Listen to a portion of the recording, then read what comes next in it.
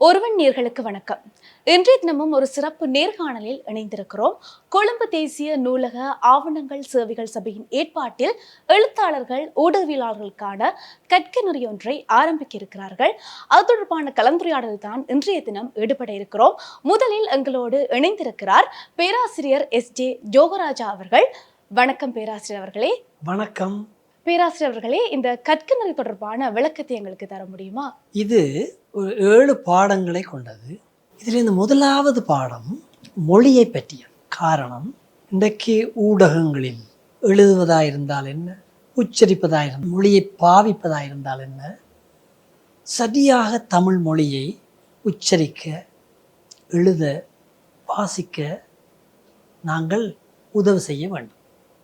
ஏனென்றால் தமிழ் மொழியை பொறுத்தவரையில் எழுத்துக்களை சரியாக உச்சரிக்கவில்லை என்றால் கருத்து மாறிவிடும். ஆகவே அதற்கு சரியான ஒரு தெளிவான ஒரு விளக்கம் இல்லை என்றால் நேயர்கள் கேட்டுக்கொண்டிருப்பவர்கள் பார்த்து கொண்டிருப்பவர்களுக்கு பிழையான செய்தி போய்விடும். இப்போ உதாரணத்துக்கு எடுத்தால், இப்போ தமிழ் மொழியை எடுத்தால், இப்போ உயிர் எழுத்துக்களை எடுத்தால் அதிலே அ, ஆ, இ, ஈ, உ, ஏ ரெண்டு மாற்றொலிகள் இருக்கு. உதாரணமாக அ என்ற எழுத்தை எடுத்தால் அ, எ, அறம், அ, அறம், எ, மனம், மனம், அன்னம், எண்ணம். பாருங்கள், இந்த மெய்யொலிகளுடைய ந, ந, ல, ள, ட, ர இந்த உச்சரிப்புகளை சரியாக உச்சரிக்க இந்த உயிர் எழுத்துக்களுடைய மாற்றொலிகள். ஆனாவுக்கு அ, எ, ஆவன்னாவுக்கு ஆ, எ, ஈனாவுக்கு இ, உ, இலை, இளை, இரக்கம், இறக்கம். அப்ப ஈனாவுக்கு 2 மாற்றொலி. அதே போன்று ஈ என்ன, ஈ, ஈச்சம்பளம், ஈழம். ஊனாவுக்கு நீங்கள் பாடசாலையில் படித்திருப்பீர்கள், குற்றியல் உகரம், குற்றியல் இகரம். அதனுடைய வேறுபாடுகள். ஊனாவுக்கு 2 மாற்றொலிகள். ஊ, உருக்கு, உருக்கு, இருக்கு, உருக்கு. இப்படியான கணக்க மாற்றங்கள். இதுகளை எல்லாம் ஆழமாக கற்றுத்தருவார்கள். 7 பாடங்கள் இருக்கின்றது. ஒன்று இந்த மொழியை பற்றி. அதே போல் இன்னும் ஒன்று இருக்கின்றது, நாவல்கள், சிறுகதை எப்படி எழுதுறது, என்னென்ன அம்சங்கள் இருக்க வேண்டும் என்பது பற்றி எல்லாம் இருக்கும். அதே போன்று கவிதை, நாடகம், சிறுவர் இலக்கியம், சினிமா, தொலைக்காட்சி நாடகங்களை எப்படி எழுதுவது, எப்படி தயாரிப்பது, என்னென்ன அம்சங்கள் இருக்க வேண்டும் என்பதை பற்றி எல்லாம் சொல்லுவார்கள். அதே போல நூலுருவாக்க வெளியீட்டு நுட்பங்கள். ஒரு புத்தகத்தை நீங்கள் வெளியிடுறதா இருந்தால் அதனுடைய நுட்பங்கள் என்ன, முதல் பக்கத்தில் என்ன வரணும், என்ன மாதிரி வடிவமைக்கப்படணும், இதுகள் எல்லாம் இன்னொரு பாடத்தில் சொல்லித் தருவார்கள். அதே போன்று இன்னொரு பாடத்தில் திறனாய்வு, செவ்விலக்கியம், மொழிபெயர்ப்புகளை பற்றி, இந்த மொழிபெயர்ப்பு இலக்கியங்களை பற்றி எல்லாம் கற்பிப்பார்கள். அதே போன்று அச்சு ஊடக தொடர்பாளர்கள், சஞ்சிகைகள் வடிவமைக்கிறது எப்படி, இதெல்லாம் வரும். அடுத்தது இலத்திரனியல், ஊடக தொடர்பாடல் முறைகளை பற்றி. அதில் தான் இந்த முகநூல்கள், அது எல்லாம் இதில் பற்றியெல்லாம் வரும். அதனாலே இந்த பாடநெறி மிகவும் பிரயோசனமாக இருக்கும். நாங்கள் விரிவியாளர்கள் அதிலே கிட்டத்தட்ட ஒரு 10-15 பேர் பேராசிரியர்கள், கலாநிதிகள் எல்லாம் இருக்கிறோம். துறை சார்ந்த நிபுணர்கள் இருக்கிறார்கள். அதிலே நீங்கள் பங்கு பெற்றுவதாக இருந்தால் மிகவும் மிக முக்கியம், நல்லம். நான் நினைக்கிறேன் காசு கொடுத்து தான் இந்த கோர்ஸ் அவர்கள் செய்கிறார்கள் நினைக்கிறேன். 40,000 நினைக்கிறேன். அதை 3 விதத்திலே நீங்கள் கொடுக்கலாம். முதல்ல 20,000, அதுக்கு பிறகு 10,000, அதுக்கு பிறகு 10,000, இந்த மாதிரி தான் அவர்கள் சொல்வார்கள். அதனுடைய விளக்கங்களை அதற்குரிய நூலக ஆவணவாக்கல் சபையில் உள்ளவர்கள் சொல்லுவார்கள்.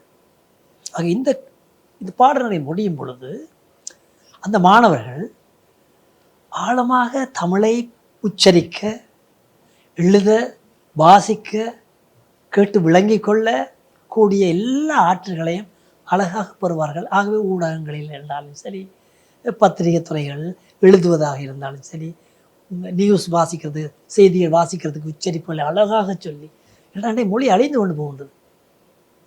இப்போ பாருங்கள், இந்தியாவில், சிங்கப்பூர், மலேசியாவில் எல்லாம் மொழிகள் எல்லாம் மாறிக்கொண்டு போயிட்டு தமிழ் மொழி. ஆனால் இலங்கையிலே இன்னும் அந்த உச்சரிப்புகள் இன்னும் அழியாமல் இருக்கின்றது உலகத்திலே. ஆகவே அதை காக்க வேண்டுமா இருந்தால் இந்த பாடநெறிகளை நன்றாக கேட்க வேண்டும். இன்னொன்று நான் சொல்ல வேண்டும் இந்த இடத்துல, இந்த இலங்கையில் போய் பேசப்படுகின்ற தமிழ் மொழிகள் தொல்காப்பியத்தில் இருக்கின்ற சொல்லப்படுவதை போன்று இன்னும் பல சொற்கள், வாக்கியவியல், உருவனியல், உச்சரிப்பியல் எல்லாத்திலேயும் இன்னும் மாறாமல் இருக்கின்றன என்பதை உங்களுக்கு இதை அறிய தருகின்றேன். இந்த கற்கநெறியில வந்து எழுத்தாளர்கள், ஊடகவியலாளர்கள் இவங்க 2 பேரையும் தான் சேர்த்து வைத்து இந்த கற்கநெறி வந்து ஆரம்பிக்க போகுது. நீங்க வந்து இந்த 2 பேரையுமே சேர்த்து வச்சுக்கிறதுக்கான காரணம் என்ன? இவர்கள் மட்டுமில்லை, யாரும் வரலாம். கல்வி பொது தராதர சாதாரண பரீட்சையில் பாஸ் பண்ணவர்கள் யாருமே இது செய்யலாம். ஆனால் இதில் முக்கியமான நோக்கம் இந்த ஊடகத்துறை எழுத்தாளர்களை ஒரு நல்ல தரமான ஆக்கங்களை தமிழ் மொழியிலே புத்தகங்களை வெளியிட வேண்டும், சிறுகதைகள் வர வேண்டும், இலக்கியங்கள் நாவல்கள் வர வேண்டும். அதே போன்று இந்த தொலைக்காட்சிகள், வானொலிகள், அதிலே நீங்கள் செய்தி வாசிப்பவராக இருந்தால் என்ன, தொகுத்து வழங்குவராக இருந்தால் இந்த மொழியை அழகாக உச்சரிக்க, அழகாக பாவிக்க, ஏன்னா இதற்கு கருத்து மாறிவிடும் இந்த தமிழ் மொழி. ஆகவே அதற்கு உதவி செய்வதுதான் நோக்கம். அழகாக உச்சரிக்க, அதை பாவிக்க, அதை பயன்படுத்த உங்களை பயிற்றுவிக்கிறது தான் மிக மிக முக்கியமான நோக்கம். நன்றி பேராசிரியர் அவர்களே, நீங்கள் இது தொடர்பான எங்களுடைய விளக்கங்களை தந்திருந்தீர்கள். அடுத்ததாக உங்களுடைய ஏற்பாட்டுக்குழுவில் இருக்கும் அடுத்த அங்கத்தவரை தொடர்பு கொள்ளலாம். அடுத்ததாக எங்களோடு ஏற்பாட்டு குழுவில் இணைந்திருக்கிறார் கொழும்பு பல்கலைக்கழக கல்விப்பீட சிரேஷ்ட விரிவுரையாளர் எஸ் அதிரதன் அவர்கள். வணக்கம். இந்த கற்கநெறி தொடர்பான விளக்கங்களை வந்து எங்களுக்கு பேராசிரியர் அறிய தந்திருந்தார். அதை தொடர்ந்து இந்த கல்வி நெறிக்கான கால அளவு எவ்வளவு காலம் இதை முடிப்பதற்கு எடுக்கிறது? நிச்சயமாக இந்த கற்கநெறி 1 வருடங்கள், ஆனால் இந்த கற்கநெறியை உண்மையிலே 9 மாதங்களுக்குள் நிறைவு செய்ய திட்டமிட்டிருக்கிறோம். வழமையாக இந்த கற்கநெறியில் சிறப்பம்சம் என்று சொன்னால், இந்த கற்கநெறியினுடைய கலைத்திட்ட வடிவமைப்பு என்பது பல்கலைக்கழகங்களிலே இன்றைக்கு நாங்கள் பார்க்கின்ற புதிய கலைத்திட்ட வடிவமைப்பை உள்ளடக்கியதாக, அதை அடியொற்றியதாக அமைக்கப்பட்டிருக்கிறது. குறிப்பாக சொன்னால் இலங்கை SLQF என்று சொல்லுவோம். SLQF, ஸ்ரீலங்கா குவாலிஃபிகேஷன் ஃப்ரேம்வொர்க், இலங்கை தர அளவை சட்டம் என்ற ஒன்று இருக்கிறது. கல்வியினுடைய தரத்தை பேணுவதற்கான ஒரு ஏற்பாடு. அந்த அடிப்படையில் தான் இலங்கை பல்கலைக்கழகங்கள் எல்லாமே கலைத்திட்டத்தை வடிவமைக்கிறார்கள். அந்த ஃப்ரேம்வொர்க்கை பின்பற்றித்தான் இந்த கற்கநெறிக்கான உள்ளடக்கங்கள், கலைத்திட்டம், மதிப்பீடு, கற்பித்தல் என்ற எல்லா அம்சங்களையும் நாங்கள் சேர்த்து கொண்டிருக்கிறோம். உண்மையிலே இது இன்று கூட சில பல்கலைக்கழகங்கள் அந்த புதிய கல்வித்தகமை சட்டகத்துக்குள் வர கற்கநெறிகள் கல்வித்தகமை சட்டநெறிகள் கொண்டு வரப்படாத நிலையிலேயே இந்த தேசிய நூலக ஆவணமாக்கல் சேவைகள் சபையினுடைய அதனுடைய ஏற்பாட்டிலே முன்னெடுக்கப்பட்ட கற்கநெறியிலே அந்த உள்ளடக்கத்தை நாங்கள் அதற்கு அமைவாக உருவாக்கியிருக்கிறோம். அது மேலே மிகப்பெரிய விடயம் என்னென்னு சொன்னால், இன்றைக்கு தரம் பற்றி பேசுகிற போது, எங்களுக்கு குவாலிட்டி வருகிற போது பிள்ளைகளினுடைய அடைவில் இருக்கக்கூடிய அதனுடைய முக்கியத்துவம் பற்றி நாங்கள் கூடிய கரசனை செலுத்த வேண்டியிருக்கிறது. ஏன்னா இன்றைக்கு இந்த கற்கநெறியிலே கூடியான உள்ளடக்கங்கள் செயற்பாடு சார்ந்தா இருக்கிறது. வளமையான கற்கநெறிகள் எல்லாம் குறிப்பாக இலங்கையிலே கோட்பாடுகளை கற்பிப்பதாகத்தான் இருக்கும். ஆனால் இந்த கற்கநெறியிலே முக்கியமாக நாங்கள் சேர்த்து கொண்டிருக்கிற சிறப்பம்சம் என்று சொன்னால், கோட்பாடுகளுக்கு தரப்பட்டிருக்கிற முக்கியத்துவத்துக்கு சமாந்திரமாக செயற்பாடு சார்ந்த, பிரயோகம் சார்ந்த கற்பித்தலுக்கான உள்ளடக்கங்களை சேர்த்திருக்கிறோம். அந்த வகையிலே பல்துறை சார்ந்த நிபுணர்கள் அந்த பிரயோக ரீதியாக அந்த கற்பித்தலை முன்னெடுத்து அவர்கள் கடைசியாக அந்த கற்கநெறி நிறைவு செய்கிற போது அவர்கள் ஒரு சிறந்த ஆக்க இலக்கிய படைப்பு ஒன்றை செய்யக்கூடியவர்களாக அந்த சமூகத்துக்குள் வருவார்கள். அது மிக முக்கியமான பண்பு. அப்போ இந்த அடிப்படை நாங்கள் பார்க்கின்ற போது தான் அது ஒரு நவீன அம்சங்களை உள்ளடக்கியதாக, கல்வியினுடைய தர மேம்பாட்டை முக்கியப்படுத்தியதாக, அல்லது சமூக பொருத்தப்பாடு மிக்க சமூகத்துக்கு ஈர்ப்புடைய ஆக்க இலக்கியங்களை படைக்கக்கூடிய இலக்கிய கர்த்தாக்களை உருவாக்கக்கூடியவர்களாக அவர்களை உருவாக்குகின்ற நோக்கத்திலே நாங்கள் அதை அடியொற்றியதாக இந்த கலைத்திட்டத்தை உருவாக்கியிருக்கிறோம். உண்மையில் இது ஒரு மிகச்சிறந்த கலைத்திட்டம். குறிக்கப்பட்ட காலப்பகுதிக்குள்ளே நிறைவு செய்யக்கூடிய வகையிலே அதனுடைய வருடாந்த கலண்டர்னு சொல்லுவோம். என்னென்ன காலப்பகுதியிலே இந்த கற்கநெறிகள் என்ன செயற்பாடுகள் செய்யப்படும் என்ற விடயங்கள் அது இவ்வாறு மதிப்பிடப்படும். முக்கியமான விடயம் இந்த இதிலே நாங்கள் கணிப்பீடு மதிப்பீடு என்ற அம்சம் இருக்கும் கற்கநெறியிலே. இந்த கற்கநெறியிலே 50 விதமான புள்ளிகள் கணிப்பீட்டுக்காகவும் 50 விதமான புள்ளிகள் மதிப்பீட்டுக்காகவும் இருக்கும். அப்போ எழுத்து பரீட்சையை சரியாக செய்ய முடியாதவர்கள் கூட இந்த கணிப்பீட்டு பரீட்சையின் ஊடாக 50 புள்ளிகளை பெற்றுக்கொள்வார்கள். இப்போ அவர்கள் தங்களுடைய துறைக்கேற்ற, தங்கள் நிபுணத்துவத்துக்கேற்ற முறையிலே அந்த கணிப்பீடுகளிலே ஒப்படைகளாக இருக்கலாம், தங்களோட ஆக்டிவிட்டியாக இருக்கலாம், ப்ரெசன்டேஷன் இவரான செயற்பாடு செய்வதன் ஊடாக அவர்கள் குறித்த எண்ணிக்கையுடைய புள்ளியை தாங்கள் பெற்றுக்கொள்ள முடியும். அதே போல் மிகுதி 50 புள்ளிகளை எழுத்துச் சோதனையிலே இறுதிச் சோதனையிலே பெறுவதன் ஊடாக அவர்கள் இன்றைக்கு பல்கலைக்கழகங்களில் எவ்வாறு அமைக்கப்பட்டிருக்கிறதோ அத்தனை அம்சங்களையும் இந்த கற்கநெறியில் உள்ளடக்கம் கலைத்திட்டத்தில் நாங்கள் சேர்த்துக்கிறோம். அது மிகப்பெரிய ஒரு வரப்பிரசாதம் என்று சொல்லலாம். இந்த கற்கநெறி தொடர்பான வளவாளர்களை நீங்கள் தெரிவு செய்யும் போது எப்படி தெரிவு செய்வீர்கள்? நிச்சயமாக என்னென்று சொன்னால் இது நல்ல கேள்வி. ஒரு கற்கிணறியினுடைய தரம் அல்ல அதன் நோக்கத்தை அடைதல் என்பது அதனை கற்பிக்கின்ற ஆளணியினருடைய தரத்தில் இருக்கிறது. இந்த கற்கிணறி ஒரு தேசிய ரீதியாக முன்னெடுக்கப்படுகிற கற்கிணறி.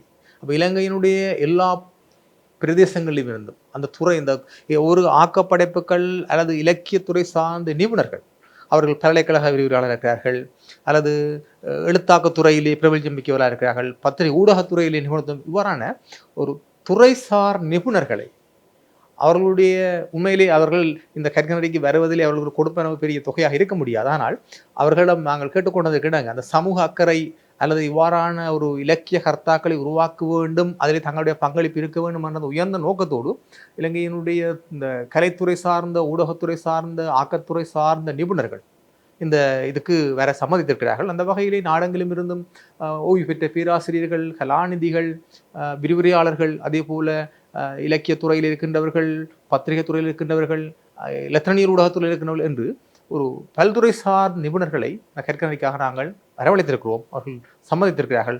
அவர்களுடைய பல்தரப்பட்ட அறிவு, அனுபவம் இவற்றை பெற்றுக்கொள்வதற்கான வாய்ப்பும் இந்த கற்கிணறியை தொடர்கின்ற மாணவர்களுக்கு கிடைக்கும். அது ஒரு மிகச்சிறந்த ஒரு கற்றல் அனுபவமாக இருக்கும். அந்த அனுபவத்தை இந்த கற்கிணறியில் இருக்கிற பிள்ளைகள் பெற்றுக்கொள்வார்கள். அடுத்ததாக எங்களோடு ஏற்பாட்டு குழுவில் இணைந்திருக்கிறார் கொழும்பு தேசிய நூலகத்தின் ஆவணமாக்கல் சேவைகள் சபையின் ஆவணமாக்கல் உத்தியோகத்தர் லோஷினி விக்னேஸ்வரன் அவர்கள். வணக்கம். இந்த கற்கிணறியை கொழும்பு தேசிய நூலகம் ஆரம்பிப்பதற்கான நோக்கம் என்ன? இலங்கை தேசிய நூலகம் என்பது ஒரு கல்வி அமைச்சின் கீழ் இயங்குகின்ற ஒரு அரச நிறுவனமாகும். இது 1998ஆம் ஆண்டு 51ஆம் இலக்க பாராளுமன்ற சட்டத்தின் மூலம் அதன் பணிகள் விரிவுபடுத்தப்பட்டுள்ளது. இது அரச ஒரு நிறுவனமாக, உத்தியோகபூர்வமான ஒரு நிறுவனமாக தேசிய நூலகம் காணப்படுது. தேசிய நூலகத்தின் வெளியீட்டு பிரிவு காணப்படுது. அந்த வெளியீட்டின் பிரிவின் மூலமாக இலங்கையின் புத்தகங்கள் புத்தகங்களுக்கான சர்வதேச தராதர இலக்கங்கள் வழங்கப்படுகின்றது. அதை நாங்கள் ISBN, ISSN, ISMN என்று சொல்லுவோம். அந்த இலக்கங்கள் வழங்குறது தேசிய நூலகத்தின் மூலம்தான் அந்த இலக்கங்கள் வழங்கப்படுகின்றது. அவ்வாறு வழங்கும்போது எங்களுக்கு தெரியும், இலங்கையிலிருந்து வெளிப்படுகின்ற தமிழ் புத்தகங்கள், தமிழ் ஆவணங்கள் மிக குறைவாக காணப்படுகின்றது. அதன் காரணத்தினாலும் இந்த கற்கை நெறியானது ஆரம்பிக்க வேண்டும் என்று ஒரு குறிக்கோள் உருவானது. அத்துடன் தேசிய நூலகத்தின் மூலம் பல்வேறுபட்ட குறுகிய கற்கை நெறிகள் சிங்கள மொழி மூலம் நடத்தப்படுகின்றது. அதன் மூலம் தமிழ் மாணவர்கள், தமிழ் ஆசிரியர்கள், எழுத்தாளர்கள் அவர்களிடமிருந்து விடுக்கப்பட்ட கோரிக்கைகளின் அடிப்படையிலையும் இந்த கற்கை நெறியானது ஆரம்பிக்கப்பட்டுள்ளது. இந்த கற்கை நெறியை தொடர விரும்புறவங்க எவ்வாறு தொடர்பு கொள்ள வேண்டும்? அதோட இந்த கற்கை நெறிக்கு கட்டணங்கள் எவ்வாறு அறவிடப்படுகிறது? ஓகே, இந்த கற்கை நெறியை நாங்கள் தொடர்பு கொள்ள விரும்புவர்கள் 077 123 6858 என்ற வாட்ஸ்அப் இலக்கத்துக்கு தொடர்பு கொண்டு உங்களுக்குரிய தகவல்களை பெற்றுக்கொள்ள முடியும். அத்துடன் இக்கற்கை நெறிக்கான கட்டணமானது 40,000 ரூபாய் அறவிடப்படுகின்றது. அதனை நீங்கள் 3 தவணைகளில் செலுத்தலாம். முதலாவது தவணையில் 20,000, பிறகு 10,000 என்று 3 தவணைகளில் செலுத்தலாம். இந்த கற்கை நெறியானது உண்மையில் வேறெங்கும் இந்த கற்கை நெறி ஆரம்பிக்கப்படவில்லை. இலங்கை தேசிய நூலகத்தால் தான் முதலில் ஆரம்பிக்கப்படுகின்றமையால் மிகவும் குறைந்த கட்டணத்தினால்தான் இந்த கற்கை நெறி ஆரம்பிக்கப்பட்டுள்ளது. இந்த கற்கை நெறி தமிழ்ல மட்டும்தான் ஆரம்பிக்கப்படுதா, சிங்கள மொழியிலேயும் ஆரம்பிக்கிறார்களா? இல்ல, சிங்கள மொழியில் ஏற்கனவே ஆரம்பித்துள்ளார்கள். 1 வருடத்துக்குரிய கற்கை நெறி பூர்த்தி அடைந்திருக்கு. இப்ப அடுத்த மொழிக்கான 2ஆம் கட்ட நடவடிக்கைகள் ஆரம்பிக்கப்பட்டது. அடுத்ததாக எங்களோடு ஏற்பாட்டு குழுவில் இணைந்திருக்கிறார் கொழும்பு மருதானை தொழில்நுட்ப கல்லூரியின் தமிழ் மொழி விரிவுரையாளர் இந்திரன் அவர்கள். வணக்கம். இந்த கற்கை நெறியில் நீங்கள் ஒரு வளவாளராக இருக்கிறீர்கள். இந்த கற்கை நெறிக்கான ஆரம்பிப்பதற்கான நோக்கம் முக்கியமாக ஆக்கத்திறன், படைப்பாக்கத்திறன் என்ற அமைப்பில் சமகாலத்தில் இயல்பாகவே திறமையுடைய ஆளுமைகள் இயற்கையாகவே சிலருக்கு கொடுத்திருக்கக்கூடிய படைப்பாக்கத்திறன் என்பவற்றை தாண்டி ஒரு கற்றல் பாடத்திட்ட நெறி என்ற வகையில் புதிய மாணவர்களை இந்த ஆக்கத்திறன் தொடர்பான விடயங்களுக்குள்ள உள்வாங்கி அவர்களை ஒரு கனதியான பெருமதிமிக்க படைப்பாளர்களாக உருவாக்க வேண்டிய தேவை சமகாலத்தில் எங்களுக்கு எழுந்திருக்கிறார். இன்று பல்கலைக்கழக மட்டங்களில் இருந்து வெளிவருகின்ற மாணவர்கள் அல்லது புதிய கற்கை நெறிகளோடு வருகின்றவர்கள் ஒரு இயல்பான படைப்பாக்க திறன் உடையவர்களாக இருக்கின்றார்களா என்ற கேள்வி எழுப்புகிற போது பெரும் குறைபாடு எங்களுடைய சமூகத்தில் இருக்கிறதை பார்க்கிறோம். பாரதி தொடங்கி எங்களுடைய புது கவி ஆக்கத்திறனில் இருக்கக்கூடிய ஒரு திருமூர்த்தி வரையும் இயல்பாக தோற்றம் பெற்று வளர்ந்தவர்கள்.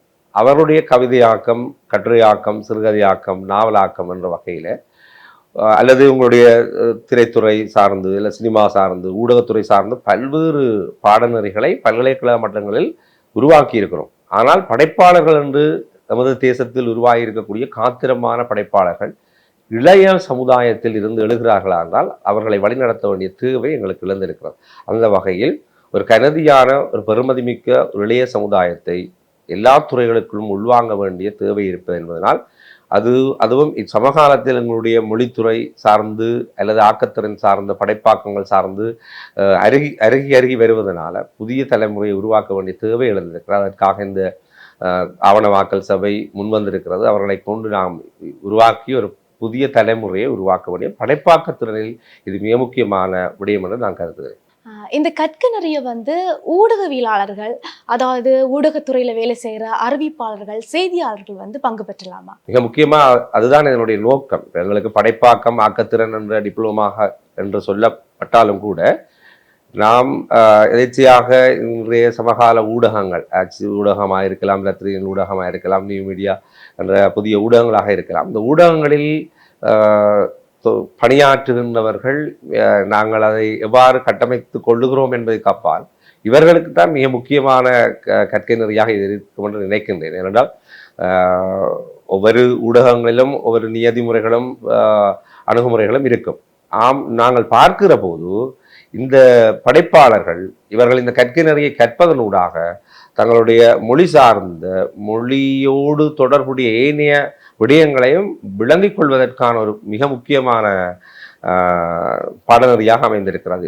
மிக முக்கியமாக 7 வகையான பாடநெறிகள் கொண்டு வந்திருக்கிறோம். அதில் 6வது 7வது பாடநெறி முழுவதும் ஊடகங்களுக்கானது.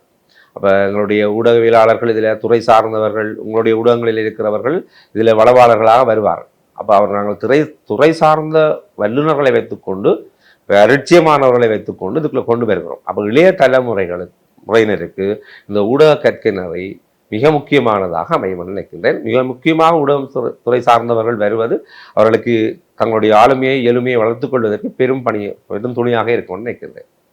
இவ்வளவு நேரமாக உங்களுடைய பெருமதிமிக்க நேரத்தில் எங்களுக்கு இவ்வளவு விளக்கங்களை தந்திருந்தீர்கள். உங்களுக்கு எங்களுடைய மீடியா சார்பாக நன்றியை தெரிவிக்கிறேன். நன்றி. எங்களுக்கும் இந்த வாய்ப்பை தந்தமைக்கு உங்களுடைய ஊடக நிறுவனத்துக்கு நன்றி சொல்லி நிறைவேறுகின்றேன். நன்றி, வணக்கம். இவ்வளவு நேரமாக இந்த கற்கநெறி தொடர்பான முழுமையான விளக்கங்களை தந்திருந்த ஏற்பாட்டு குழுவுக்கு எங்களுடைய ஒருவன் மீடியா சார்பாக நன்றியை தெரிவித்துக் கொள்கின்றோம். மீண்டும் மற்றும் ஒரு சிறப்பு நேர்காணலில் சந்திப்போம். வணக்கம்.